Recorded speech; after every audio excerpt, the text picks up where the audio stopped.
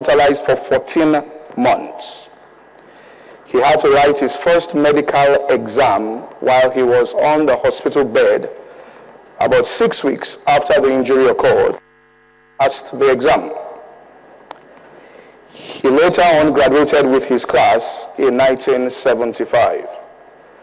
Charles went on to specialize in psychiatry, but ended up in journalism as a political commentator.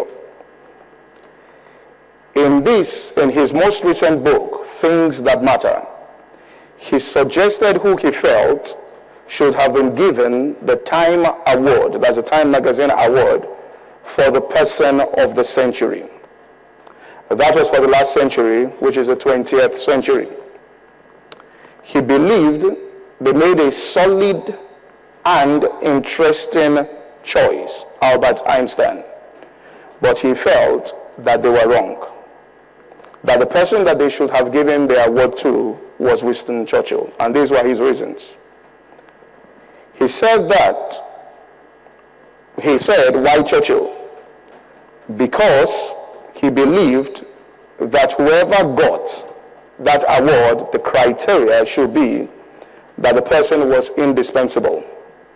Without Churchill, he believed that the world today would have been unrecognizable, dark, impoverished, and tortured. Without Einstein, however, he believed that Einstein was the mind of that century. His 1905 trifecta, from a totally unknown person, publishing 3 papers, one on the Brownian motion, the second on photoelectric effect, and the third on the special theory of relativity, each of which revolutionized its field, and probably the single most concentrated display of genius since the invention of the axle. His assignment, however, or his suggestion was, if Einstein hadn't lived, the ideas that he produced might have been delayed, but they would certainly have been achieved, or it will have arisen without him. Then he said, take away Winston Churchill. At that moment in 1940, Britain would have settled with Hitler, or worse, Nazism would have prevailed, and Hitler would have achieved what no other tyrant, not even Napoleon, had ever achieved, the mastery of Europe. Civilization will have descended into darkness, and life as we know it today will never have existed. Accordingly, he said in his book, he was originally going to be a collection of his writings about everything but politics. In fact, he said, things beautiful, mysterious, profound, or just odd was what he wanted to write on. The working title of his book was There's More to Life Than Politics.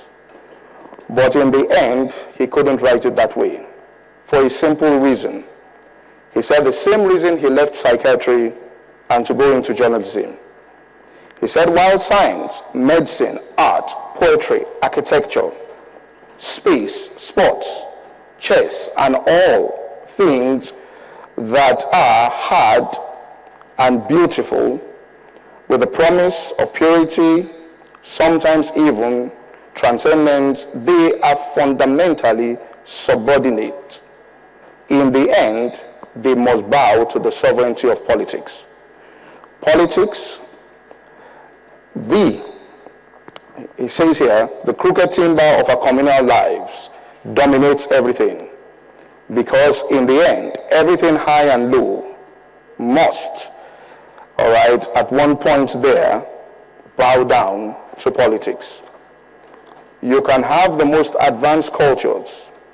If you get your politics wrong, however, everything stands to be swept away. He said, this is not ancient history. This is Germany in 1933. It turns out that we need to know one more thing on earth, regardless of our specialty, and that's politics. Because of its capacity, when healthy and favorable, it allows all around to flourish. But when it's in its capacity there's an evil disposition, it makes all things around to wither. This, he says, we can see clearly in a nation like North Korea. Politics is the moat, the wall behind which lies the barbarians.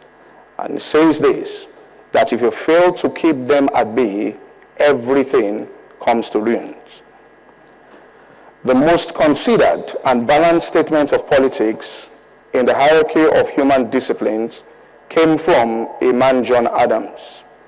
He said this, "I must study politics," he wrote, "that my children may have the liberty to study mathematics, philosophy, commerce, and agriculture, natural history, naval architecture, in order to give their own children the right to study painting, poetry, music, and architecture." Adams saw clearly that politics is the indispensable foundation for things elegant and beautiful. First and above all, you must secure life, liberty, and the right to pursue your own happiness.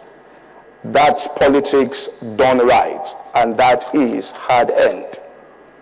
And it says, yet the glories yielded by such successful politics lie outside itself. Its deepest purpose is to create the condition for the cultivation of the finer things, beginning with science, ascending to ever more delicate and refined art. We must note that Adams' double reference to architecture. The second generation must study naval architecture, commerce, and science before the third can freely secure and study, or freely and securely study architecture for its own sake. The most optimistic implication of Adams' authoritative assertion is that once the first generation gets political essentials right, they remain intact to nurture the future. Yet himself once said, there never was a democracy yet that did not commit suicide. He wrote that a constitutional reformation must occur every 20 years. Indeed, the lesson of history that I want to point out is this, that the task of maintaining strong and sturdy structures of a democratic order is unending. The continuing work of every single generation. Welcome to platform. God bless you.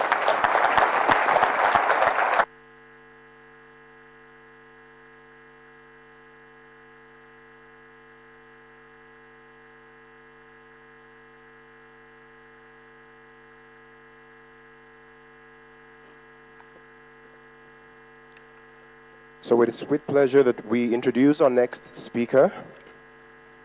Our next speaker is Tony Cole. Now, Tony Cole is the co-founder and executive director of the Sahara Group, an architectural alumnus of the University of Lagos and the Universidade do Brasilia, Brazil.